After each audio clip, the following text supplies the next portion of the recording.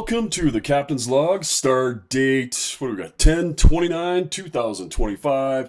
And we're talking about the end of the winning streak, which is not as big a deal as a lot of people are making it out to be. 7 in a row to kind of kick off the first 10 of the season is pretty impressive. And I'm pretty happy about it. But let's break down some things that happened in the game with the Edmonton Oilers. We know Edmonton's good. I mean, you don't make it to the Stanley Cup Championship 2 years in a row without being good. The game started off great for the Utah Mammoth. And you had Logan Cooley pick up his 8th goal of the season on a beautiful play, kind of a broken play by Darnell Nurse, which he's becoming to kind of be known for these days.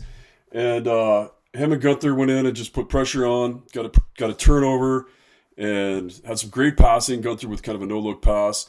Cooley takes space and beats Skinner over the glove. So things were off to a great start. That was 9:25 in the first period. And then in the second goal of the first period, you got Peterka unassisted, just beautiful, exactly what you expect out of Peterka, and it's a beautiful goal. So by the end of the first period, we're up 2-zip. Utah's looking like they're in full control and handling Edmonton, and it looks like Edmonton is still in that, that playoff funk, that the hangover that they talk about. But then as we start the second period, Ekholm comes right out and scores 22 seconds in, and it was a bad play on Utah's part, and it was just good players are gonna make good plays, and if you're a fan of Brooklyn Nine-Nine at all, one of my favorite sayings is a scorpion's going to scorp. And you knew they were going to come out, you knew they were going to answer, and Utah just kind of got caught in their heels. The second goal was not great either, and they were okay though. What was crazy is goals 3 and 4 against Utah were almost identical setups.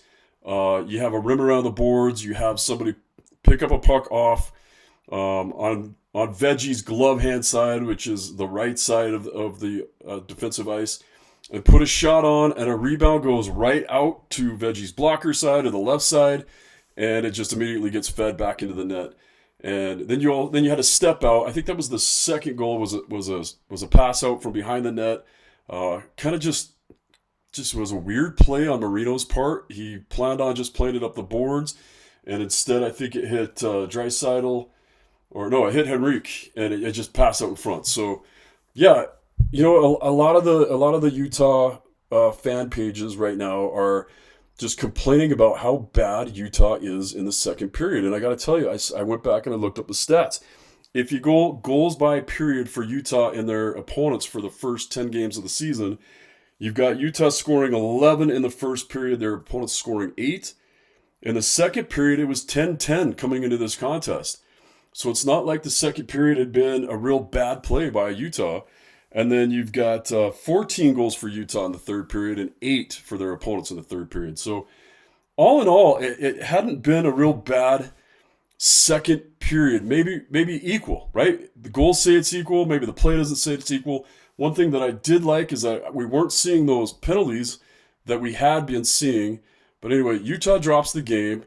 It becomes, we're chasing it, so you get some goals against, and Utah drops the game. And here's what Barrett Hayton had to say about their play on the game. I guess maybe just the dissection of the last 2 periods of that game, and we'll talk about your goal in a sec, but how did you assess that? Yeah, I mean, it's disappointing. I think coming out with the first period like that, I thought that was one of our best periods of the year. Obviously playing on top of them, playing with a lot of pace, playing our game. Obviously, you need to play that way against a dangerous team like that. Obviously, they got the star players, and they're able to kind of take over control if you're too passive. So I thought we did a great job in the first, kind of sticking with our game plan, playing with a lot of pace, and just frustrating, kind of veering away from that in the second two periods, and just frustrating. the big picture, obviously, with this road trip, you still take 6 points away. How do you not let the highs get too high and the lows get too low with this new look maturity team? How are you guys managing those emotions?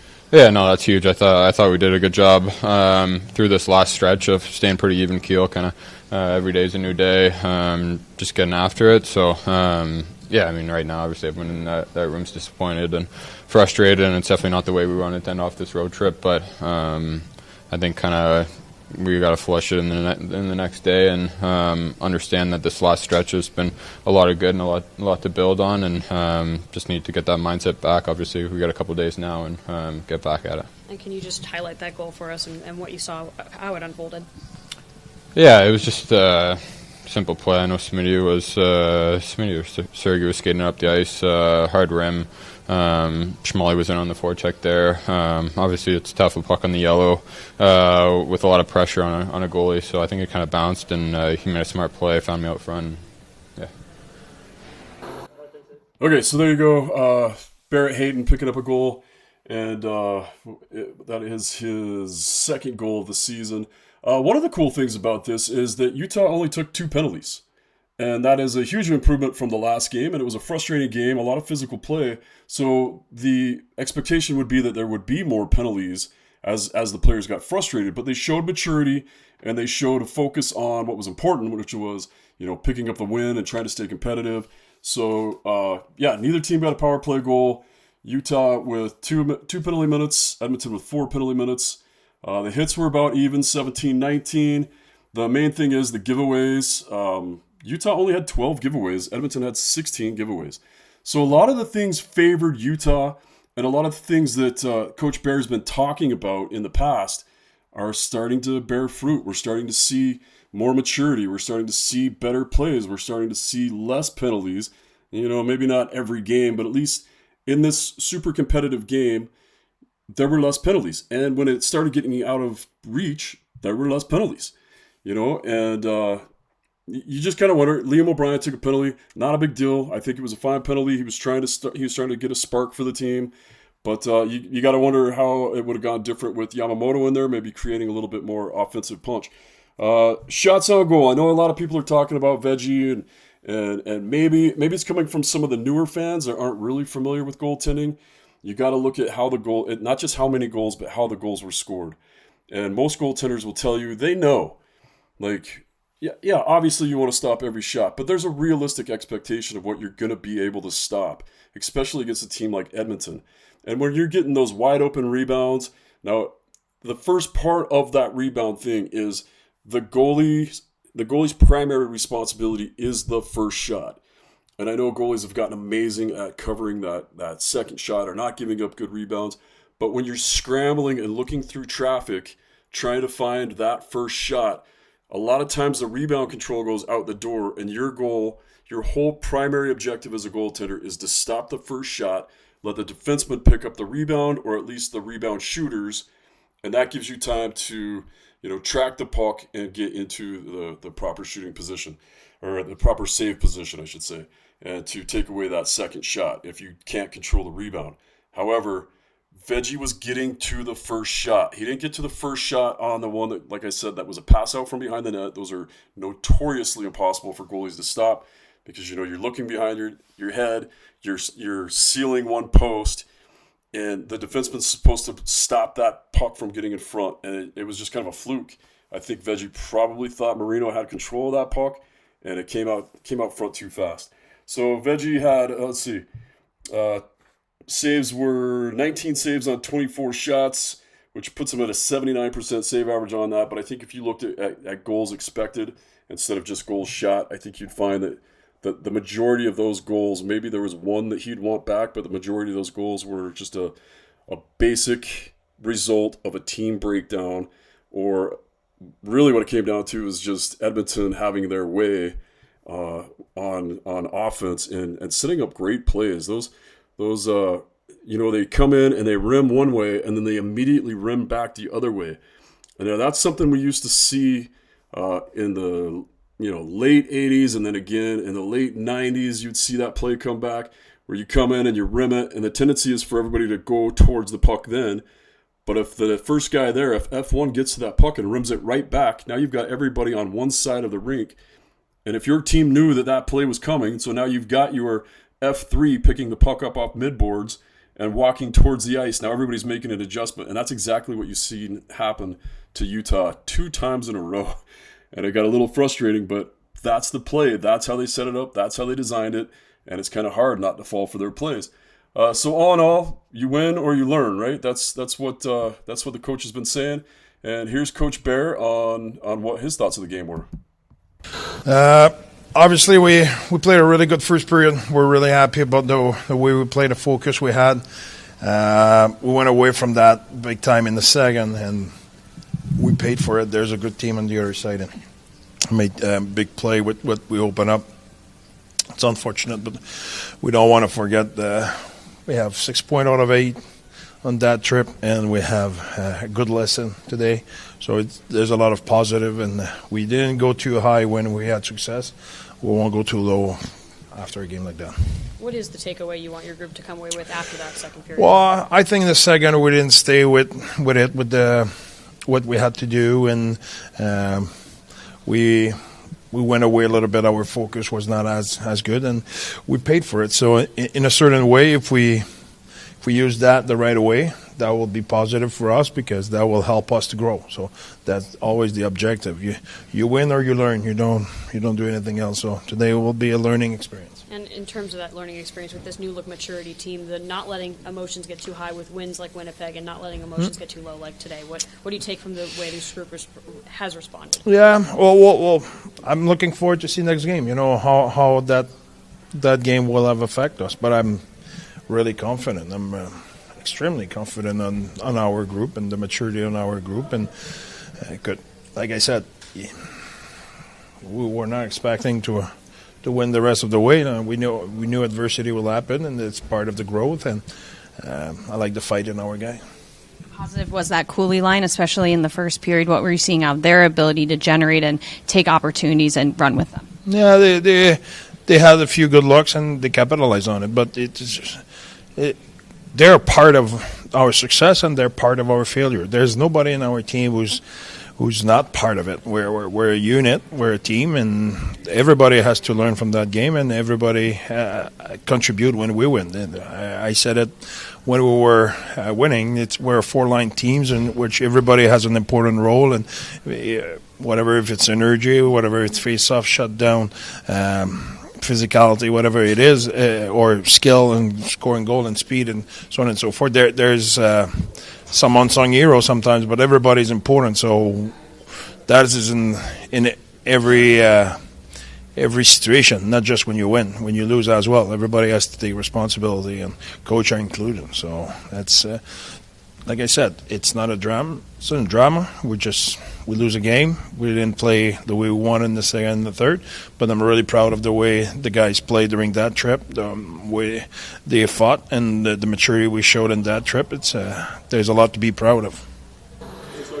All right, like I said, that one of my favorite sayings is either you win or you learn, and Coach Bear is the perfect person to have in that position. He does notice where he's a fine details guy, and he's a guy that's going to teach his young guys to be better and where they made mistakes. And yeah, Cooley's line's been hot, but they've also shown at times some defensive liability, and not as much as last year. I'm not saying that at all, but it's awesome to see the growth and to see all the development. And yeah, man, it's going to be impossible to not come in just maybe a little overconfident when you've won 7 straight and you're feeling great and you're top in the NHL. You got scorers that are top in the NHL, and you're really showing up. And if you start drinking the Kool-Aid a little bit, then some of those games will get you.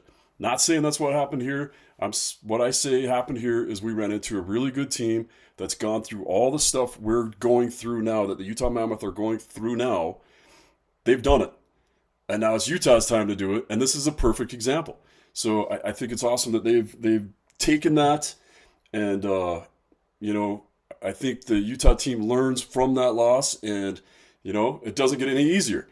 The NHL doesn't really have any nights off. Even the bad teams are going to be good, so you've got to be ready for it.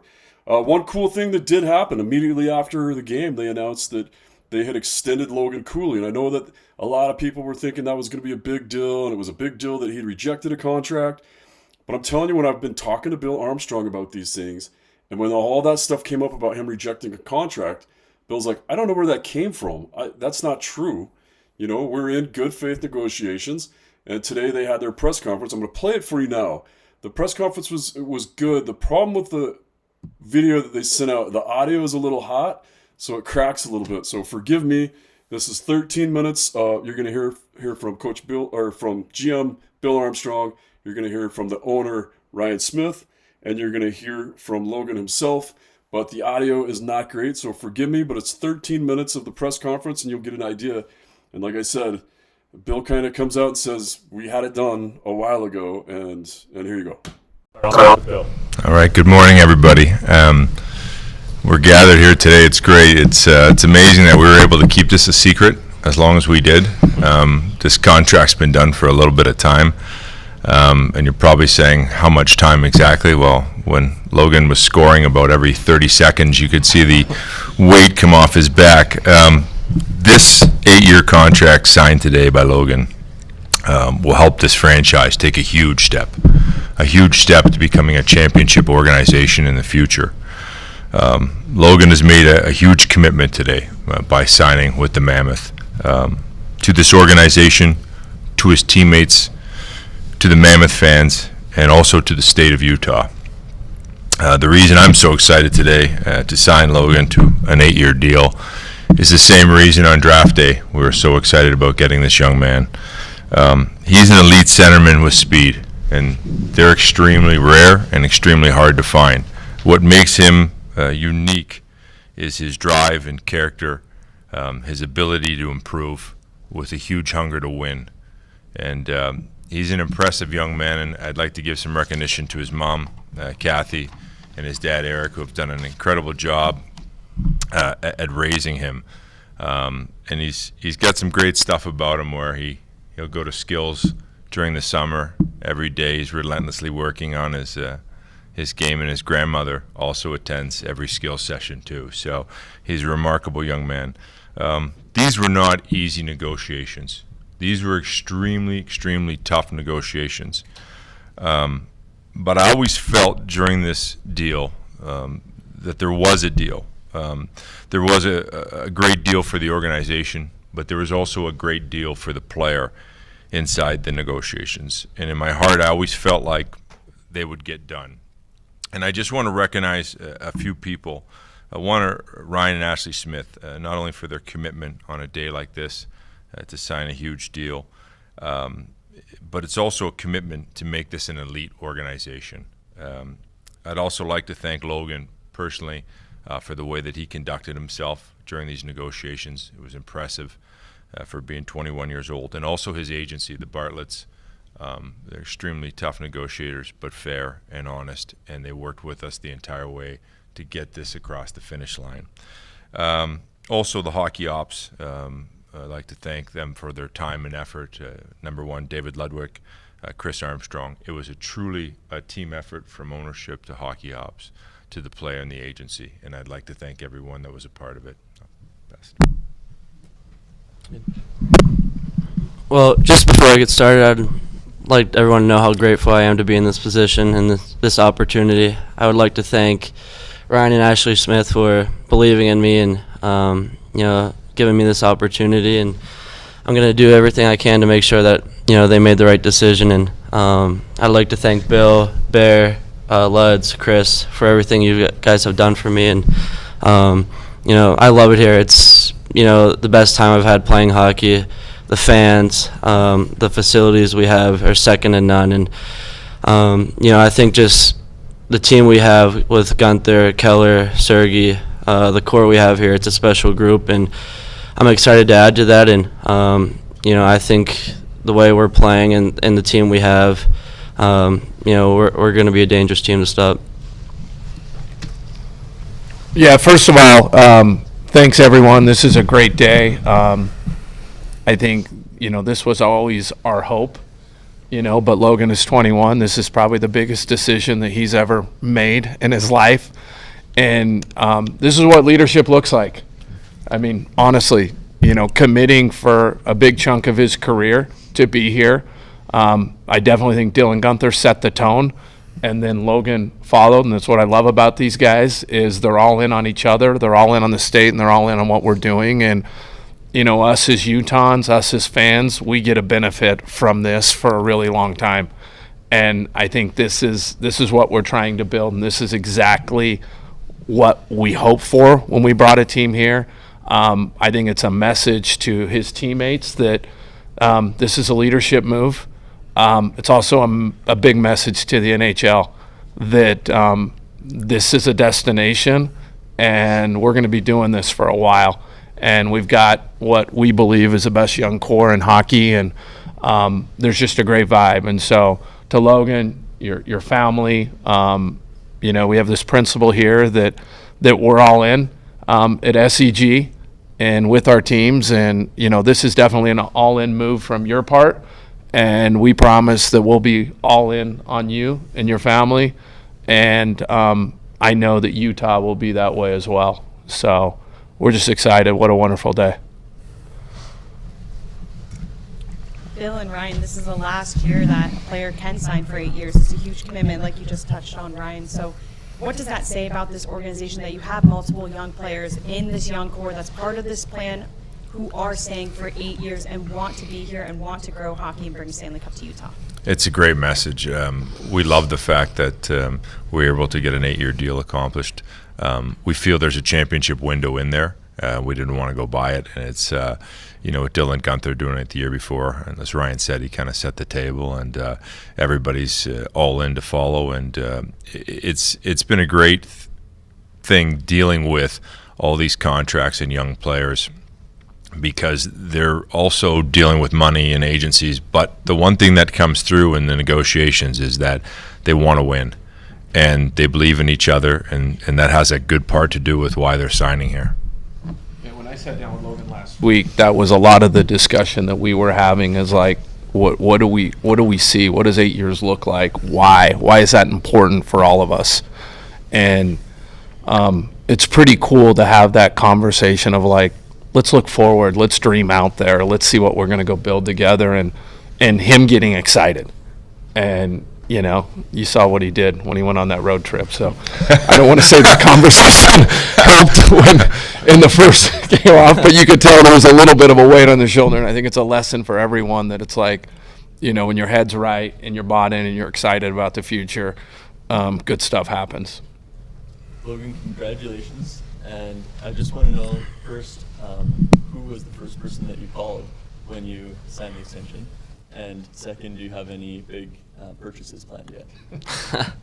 No big purchases yet, but I think just my family, everything they've done for me, just giving me every opportunity I could to succeed. And it's been, kind of a crazy journey, and doesn't even feel real still sometimes, but just super thankful for them, and it's obviously awesome to share that moment with them.